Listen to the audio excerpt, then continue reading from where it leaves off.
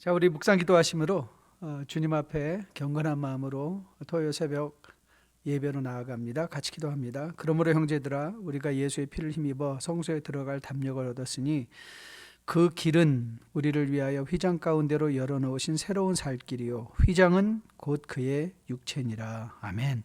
사랑과 은혜가 충만하신 주님, 참 우리 같은 사람이 무엇이간데, 우리는 하나님의 전에 앞으로 나갈 수 없는 존재인데 또 이렇게 하나님 앞에 서게 하심에 진정 감사드립니다. 오늘 이 귀한 새벽 주님의 임재를 소원하며 하나님 말씀 앞에 우리의 마음을 열어놓습니다. 다루어 주시고 만들어 주시고, 그래서 더욱더 거룩하고 경건한 주님의 뜻을 이해하는 주의 백성들로 거듭나 세워짐으로 우리에게 주어진 삶의 현장 속에서 더욱더 주님과 동행하며 살아낼 수 있는 주의 백성들로 거듭나 세워지게 도와주시옵소서. 아버지, 오늘도 우리 가운데 신음하며 주님의 임재와 도움을 구하는 주의 백성들이 있습니다. 불쌍히 여겨주시고 오늘도 말씀을 통해서 또 기도를 통해서 그의 삶에 필요한 하나님의 응답이 마음에 전해지는 귀한 또 새벽 시간 되게 함께하여 주시옵소서. 이 모든 말씀 우리 주 예수님 이름 받들어 감사하며 간절히 기도했습니다. 아멘. 찬송가 446장 함께 찬양 올립니다.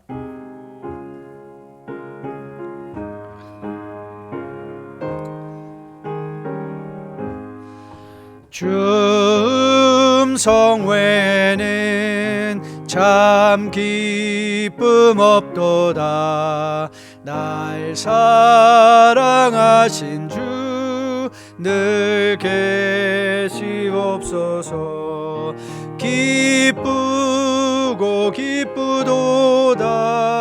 항상 기쁘도다. 나 주께 왔사오니 복 주옵소서.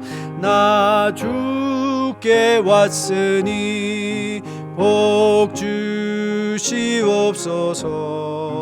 주 함께 계시면 큰 시험이기네. 기쁘고 기쁘도다. 항상 기쁘도다. 나 주께 왔사오니 복 주옵소서.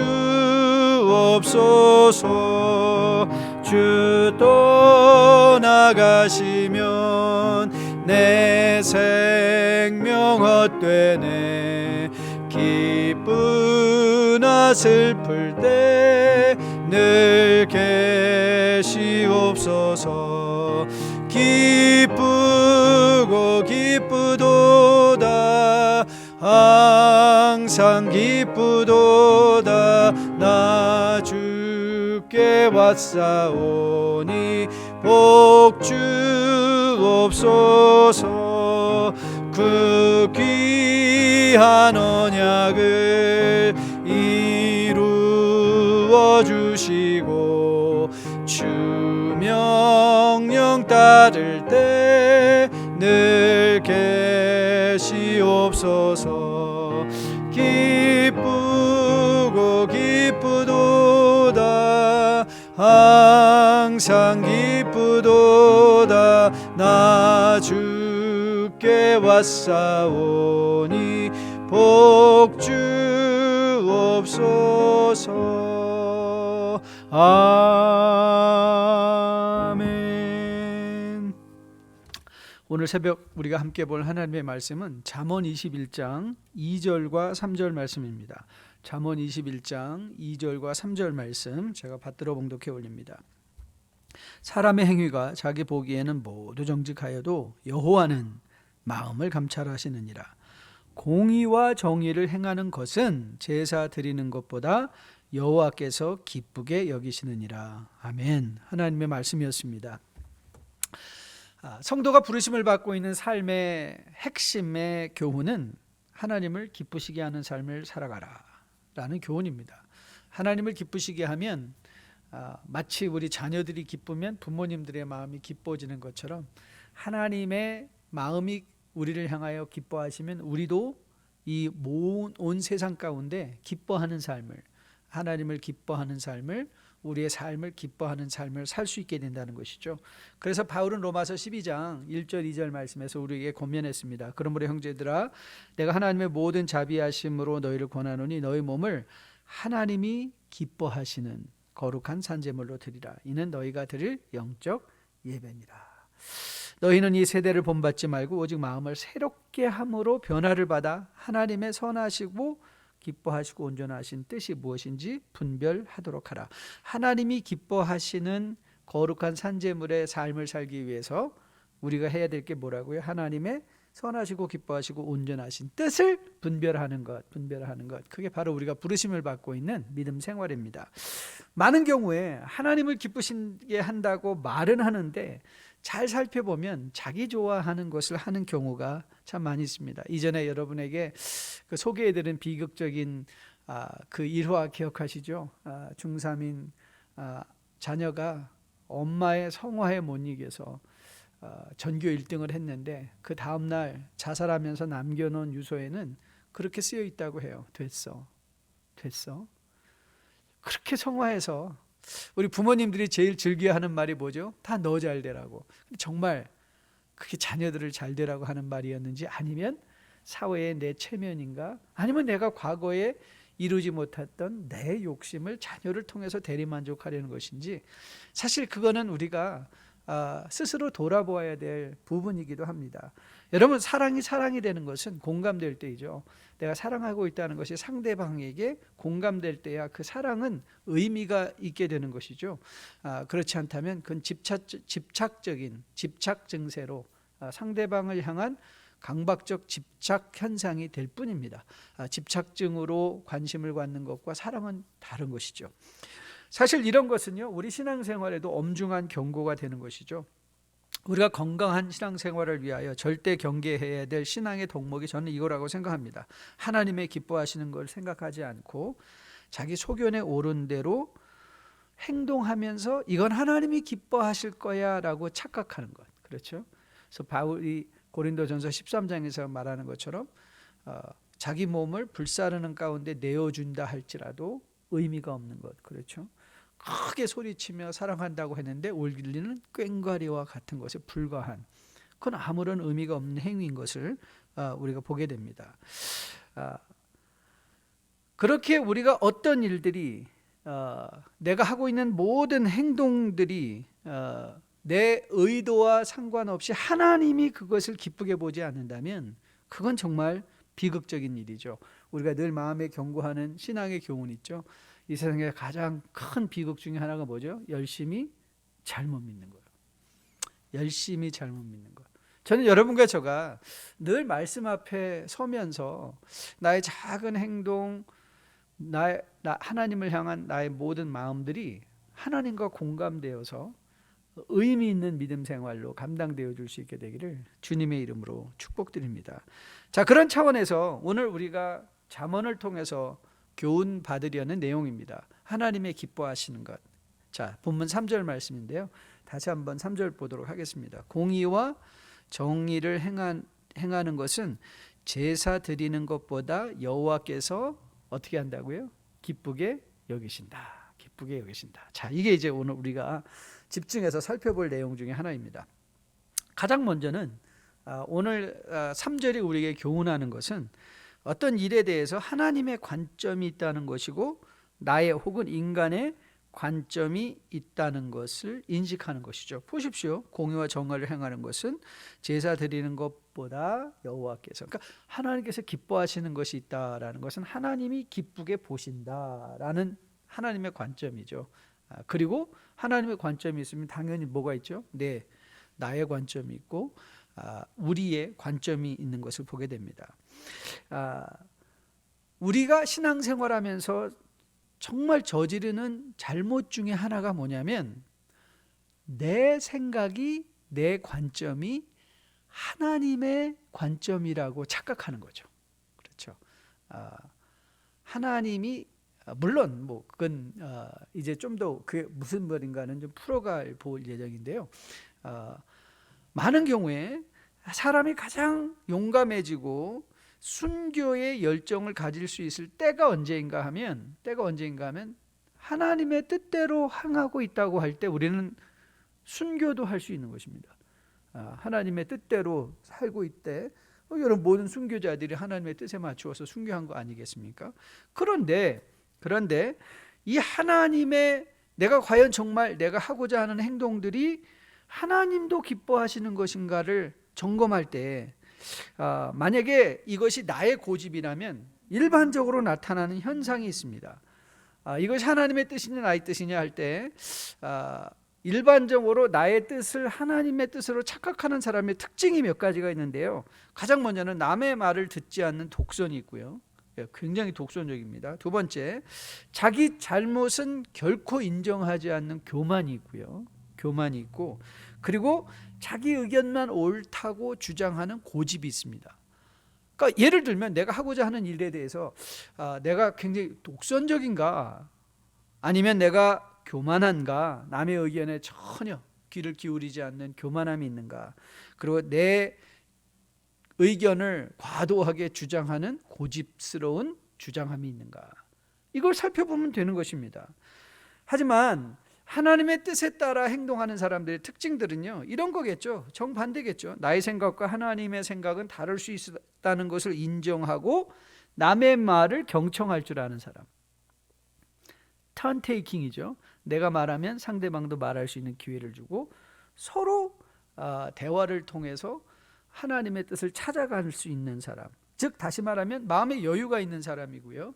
독선적이나 교만한 것이 아니라 남의 말을 들을 수 있는 겸손함이, 그래서 주장하는 자세라기보다는 함께 공동체가 토의하고 나눈 말들을 우리의 결정으로 가져갈 수 있는 겸손함을 소유한 사람, 바로 그게 하나님의 뜻대로 행하는 사람이라고 저는 믿습니다. 자, 오늘 본문을 보십시오. 하나님이 기뻐하시는 것을 오늘 잠언 기자는 뭐라고 말했죠? 네, 공의와 정의라고 말을 하고 있습니다. Righteousness and justice. 그게 하나님이 좋아하시는 거라는 거예요. 그런데 그러면 이 말의 의미가 뭘까? 사실 이 말의 의미를 우리는 비슷한, 이 오늘 본문과 비슷한 맥락을 가진 구약의 선지서 한 군데를 보면서 우리가 이해를 도모할 수 있습니다. 미가서 6장 6절로부터 8절 말씀인데요. 내가 무엇을 가지고 여호와 앞에 나아가며 높으신 하나님께 경배할까? 내가 번제물로 일련된 송아지를 가지고 그 앞에 나아갈까? 하나님께서 천천의 숫양이나 만만의 강물 같은 기름을 기뻐하실까? 내 허물을 위하여 내 맏아들을 내 영혼의 죄로 말미암아 내 열매를 드릴까? 8절 같이 읽습니다. 사람아, 주께서 선한 것이 무엇임을 내게 보이셨나니 여호와께서 내게 구하시는 것은 오직 정의를 행하며 인자를 사랑하며 겸손하게 내 하나님과 함께 동행하는 것이 아니냐. 자, 오늘 이 미가의 6장 6절로 8절 말씀은 사실 오늘 잠언의 3장 말씀을 이렇게 풀어놓은 거와 비슷한, 잠언 우리 21장 3절에서도 제사라는 언어가 등장하지 않았습니까? 오늘 미가도 제사의 컨텍스트 안에서, 제사의 정황 안에서 하나님이 정말 기뻐하시는 게 뭐냐? 정의다, justice, 인자다, mercy, 그리고 사랑, love, 그리고 겸손, humility, 이 얘기를 하고 있는 거예요. 이게 하나님이 좋아하시는 것이다. 아무리 삐까뻔쩍한 재물을 가지고 온다 할지라도 하나님이 그런 재물을 좋아하시는 분이 아니시다. 제사가 문제가 아니다. 사람들은 생각하기로 하나님께 일련된 송아지를 번제물로 드리며 천천의 수양이나 만만의 강수 같은 기름을 하나님이 기뻐하실 것이라고 생각했지만 정작 하나님이 기뻐하시는 것은 그런 것이 아니라 정의와 인자와 사랑과 겸손이었다는 거예요. 그러니까 하나님은 재물을 좋아하시는 것이 아니라 우리를 좋아하시는 거예요. 우리의 삶을 좋아하시는 것이죠. 하나님의 뜻에 순종하여 살아내고자 하는 우리의 삶을 좋아하시는 것이 하나님이라는 사실입니다.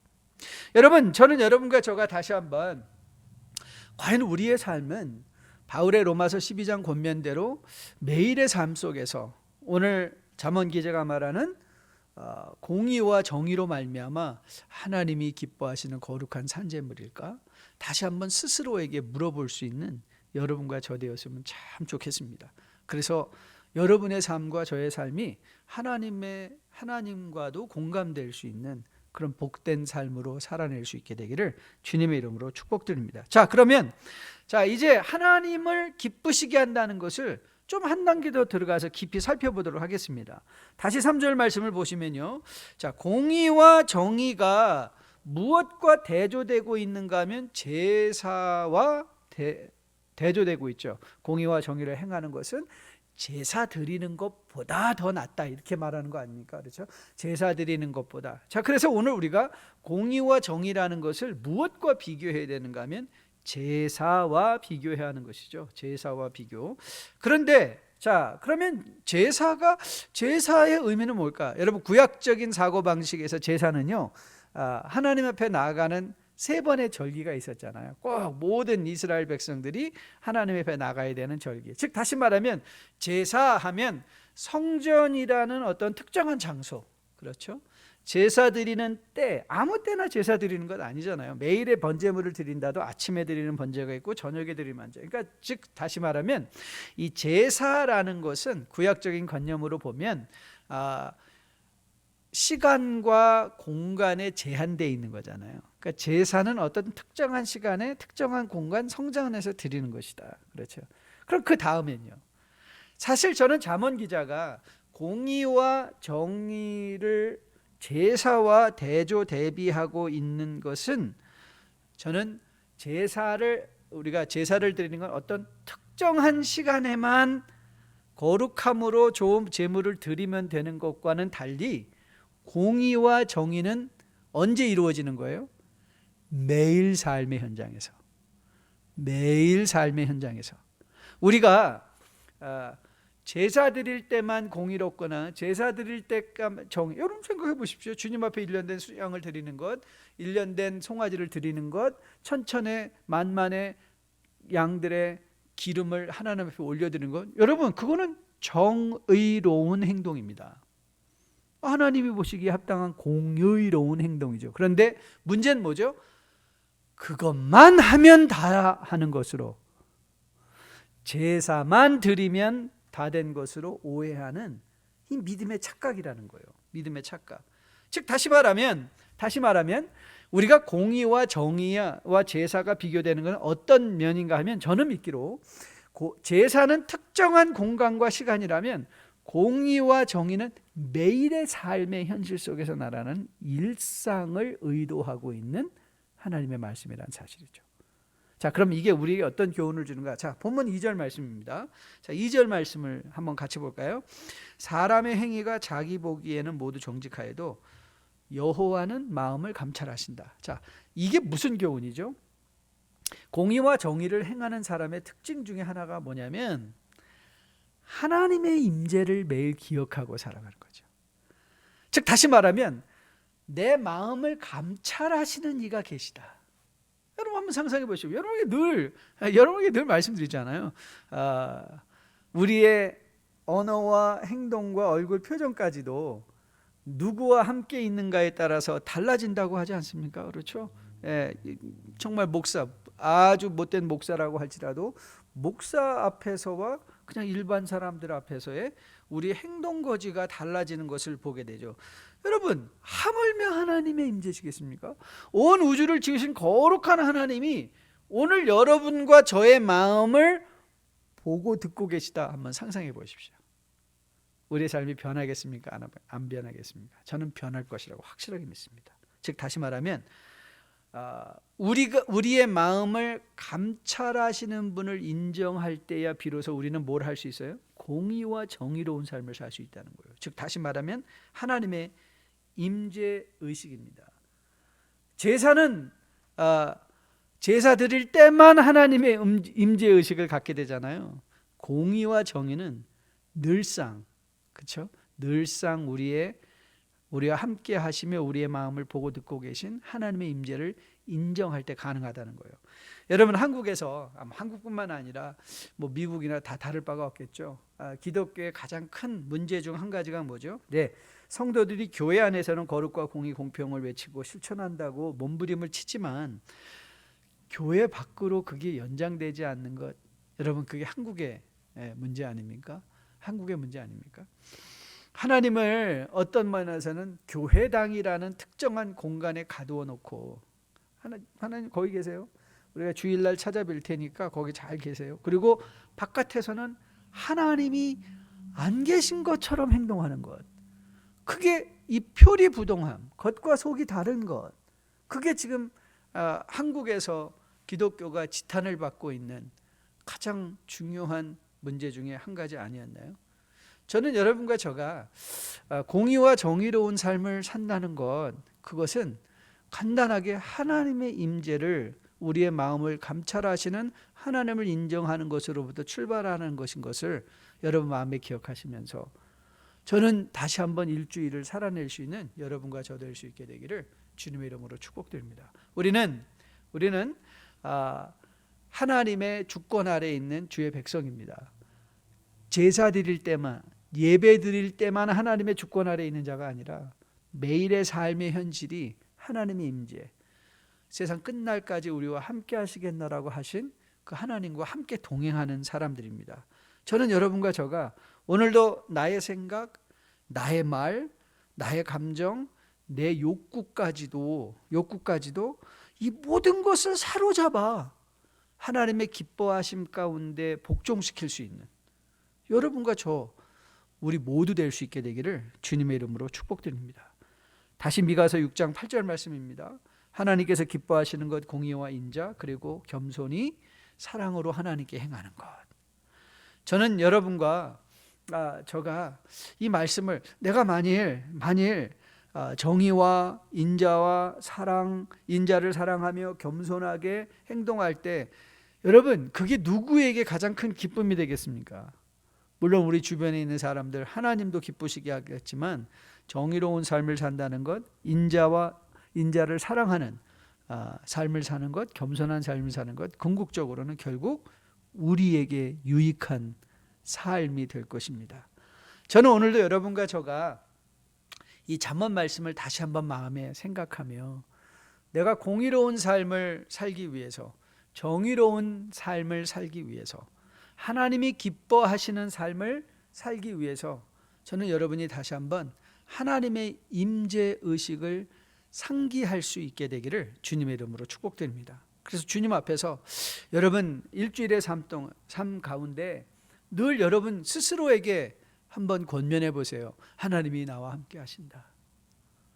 그러면 이게 또 여러분에게도 큰 위로가 되죠.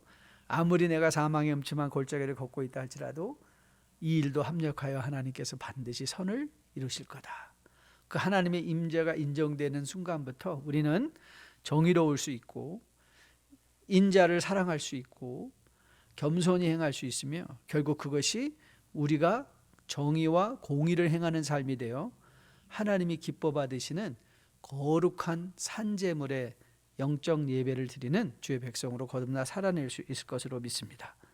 공의와 정의를 행하는 것은 제사 드리는 것보다 여호와께서 기쁘게 여기시느니라.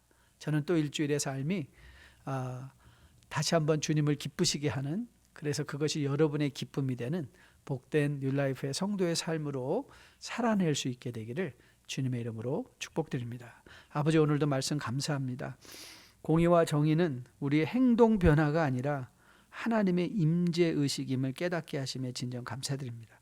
오늘도 우리의 마음을 보고 계시며 우리와 함께 동행하시는 예수님이 계실진데, 그 예수님의 임재 가운데 우리의 생각과 우리의 감정과 우리의 모든 행동들이 절제되어지고 하나님을 진정 주인으로 여기며 하나님의 주권 가운데 우리의 모든 것을 사로잡아 매일 그리스도께 복종시킴으로 말미암아 우리의 삶에서 보여지는 공의와 정의가 하나님을 기쁘시게 하고 이웃을 기쁘게 하고 나를 기쁘게 하는 복된 삶으로 살아낼 수 있도록 주님 인도하여 주시옵소서.